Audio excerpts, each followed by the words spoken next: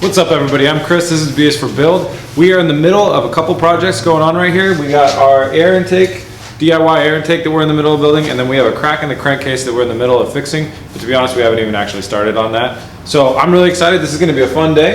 And by the end of this episode, we're gonna have both these things kicked, and then we'll do more fun stuff with the car. Probably stress test the radiator and keep that going. I just drank like a half a gallon of Mountain Dew. Thanks 7-Eleven, hashtag sponsor me. I'm jazzed, I'm amped. Let's get to work. Yeah!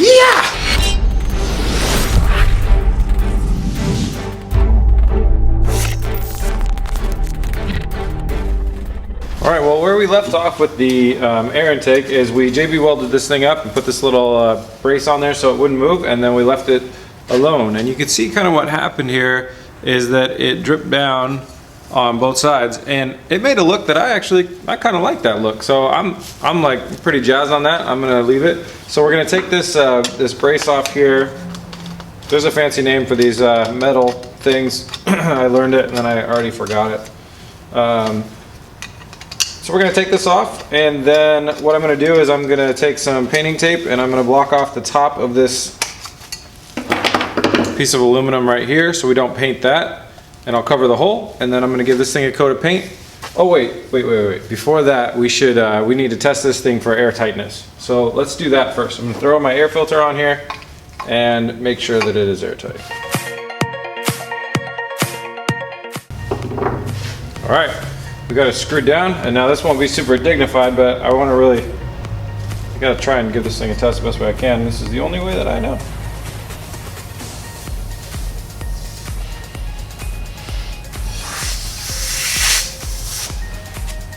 All right, it's airtight. We are ready to give it a coat of paint.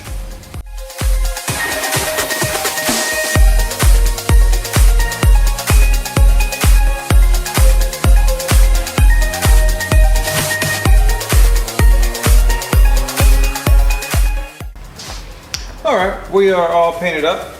I oversprayed, wow, everything over here, but that's okay because nothing over there is important.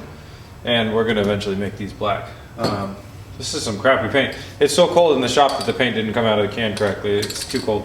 Anyways, that's black now, which adds like 15 horsepower at least. And with a ghetto cold air intake, you're gonna need all the extra horsepower mythology you can get. Next step, we're gonna turn around and start working on the car.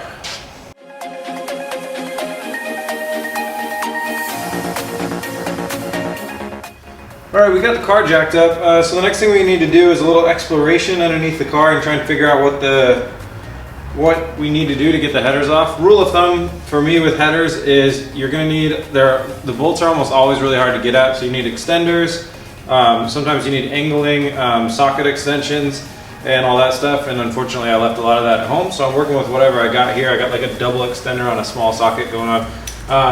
And since I got an oil leak, and whenever you're like under a car looking up, just remember eye protection. I already got some oil on my head. But anyways, I'm gonna dive under here, and I'll go down and I'll keep a GoPro with me down here, and hopefully I can show you guys what's going on.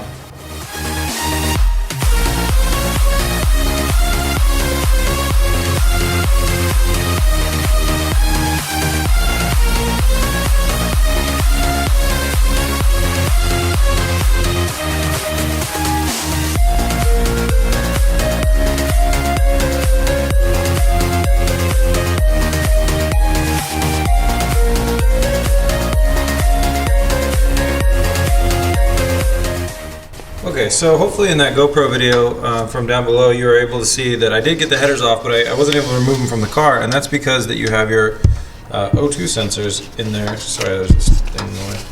So there's an O2 sensor. The cable runs up to right here, and then up into this clip right here. So there's two of them. There's one there, and I don't know where the other one goes to. It's probably this guy right here, I'm gonna guess. Anyways, I gotta find both of those and unplug them. And if you're doing this at home, do that first before you try and take your headers off. So what I had to do at the last minute is push it back up there with one hand and throw another bolt on there with the other hand. That way, because you don't want to leave it hanging from the O2 sensors. That's really bad. So pro mechanics will always remember to do that first, but me being a noob, I messed that up. So anyways, I'm gonna detach these two things, and then I'm gonna pull the headers off, and then we get to get under there and look at the damage to the crankcase.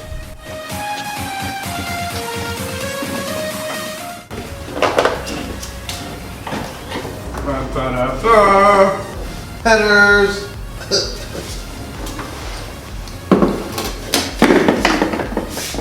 If anybody knows the answer to this, I need to know if I can reuse these gaskets. They look reusable, but somebody write in the comments, somebody that actually knows what they're talking about, if I can reuse these gaskets, the exhaust manifold. It is so cold! Time to grab a brewski, warm up. Quote Lethal Weapon. I'm too old for this shit. Alright, next we look at the damage. Alright guys, welcome to the underside of the BRZ. Sorry, the angles are crazy. We are basically, to give you some orientation, there's the fan belts and the oil pan is right there, and that's where the headers bolt in on the other side. So as we come up here is where our JB weld ended. This is where the crack continues. Then it goes right there to the end of the case where you have your gasketing right here. Sorry if it's not in focus, I'm trying my best. I'm holding the camera with one hand. Anyways, gasketing is right here, the crack goes the rest of the way through here. So, as you can see, I can dry it off, and I could apply some cleaning agent to that, and that would be all fine and dandy. Sorry, I'm gonna try and focus again. But what's gonna happen is, more oil will slowly seep out of there, and then it will mess up our adhesion if we put more JB weld on here. And I have my welder, and I could weld. It's gonna mess up that gasketing because it's really hot and some other stuff, but what I actually wanna try is, it's kind of no loss for me right now to try JB weld. If it fails, I can just take it off and then use the welder. But I kind of want to try it because it's something that people at home have access to. Everybody can get some JB weld for like $5. So this is kind of like a DIY trial, and I really want to test it out. So since I want to do JB weld, what I'm going to do is I'm going to go I'm going to run to the store and pick up a oil catch pan, drain the oil out of the car, and hopefully with the reduced oil, just gravity and pressure behind it, we won't have so much of it dripping out of here. Then I'll grind and clean the area and apply some JB weld. Hopefully if we can get that oil to stop seeping out of there. So that is next. All right, well this is gonna be quite the fun experiment. We got all our stuff for an oil change. And the idea is that we're gonna drain all the oil out of here, like I already said, sorry for repeating myself. Drain all the oil out of here, and then hopefully the lack of pressure of all the oil sitting on there will stop this thing from dripping long enough that we can JB weld it shut. If it doesn't work, at the very least, we're gonna get an oil change out of it, so that's good. All right, while we are waiting on the oil to drain out of the car, let's finish up our air intake. So I went ahead and smushed our mass airflow sensor onto the flange mount thing, doohickey. All right, do our NASA approved airtight test.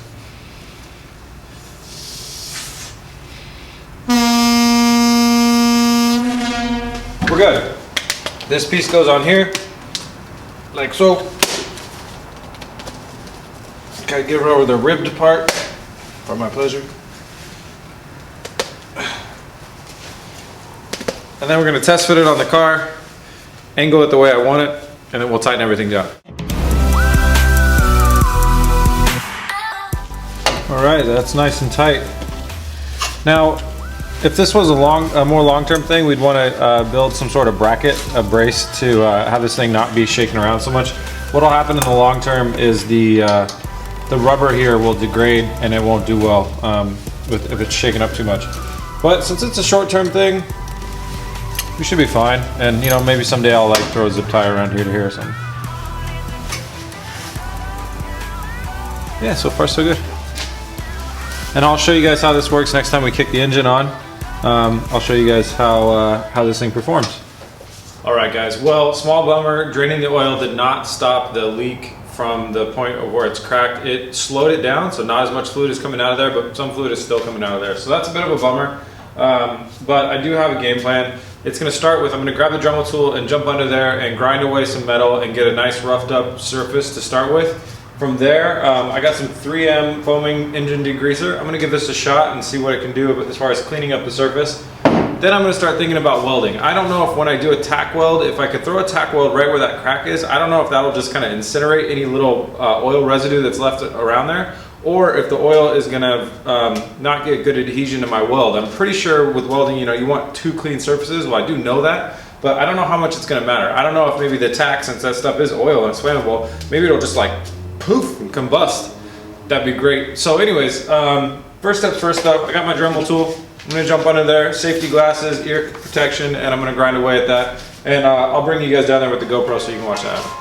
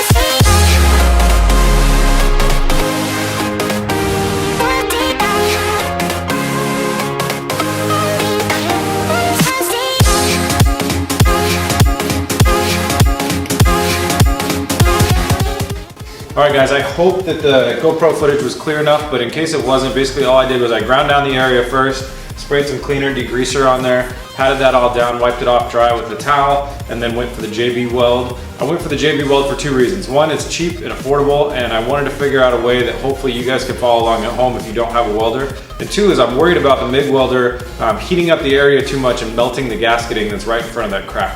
So that gasketing is like this really like kind of soft rubbery stuff, and I'm just like, if I hit that with the welder and it shrivels its way back into the car, melts its way back into the engine block, then I'm in big trouble and I'm gonna have to remove that part and possibly other parts.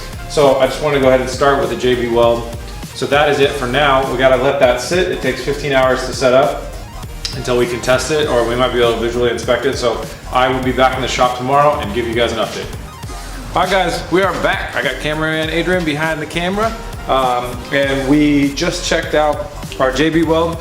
So yesterday I was here and I didn't film it. And the JB weld had a couple flaws that I didn't like. So all I did was grab my Dremel tool, ground down a couple spots, and applied another layer on top of that. But so basically kind of got a 2-layer approach, and it's good. It's no longer leaking oil at all. So what we want to do is finish our oil change, put more oil back in the car, and then give it a little test run. So if you guys remember when we were playing with trying to remove the oil filter earlier in this episode, it didn't work at all. So what I did was I got one of these metal band clamp things. I don't know why I can't remember the name for them. Anyways, and then I put that around our little tool that's supposed to be used to pull this off that wasn't working. So I'm gonna finish tightening that down. And then, so this is like the BS for Build tool modification. You could also just return this tool, but I'm gonna get this nice and tight, and then that'll help us pop off our oil filter, and then we can put our replacement oil filter on and get some oil in the car.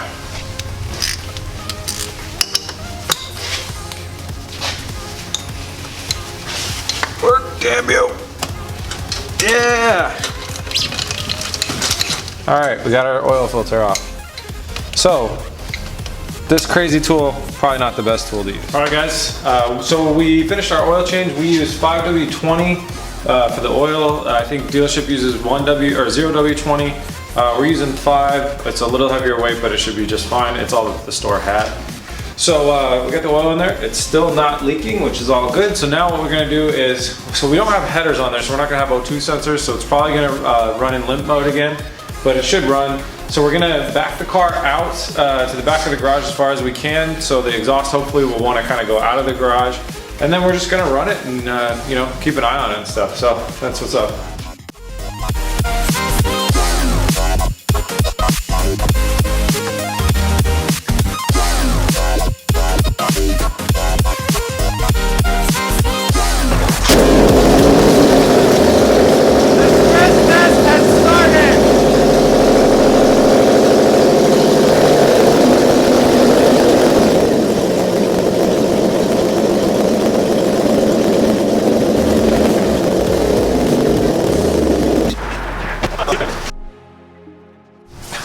as well. I have my exciting look on my face. Exciting? Excited.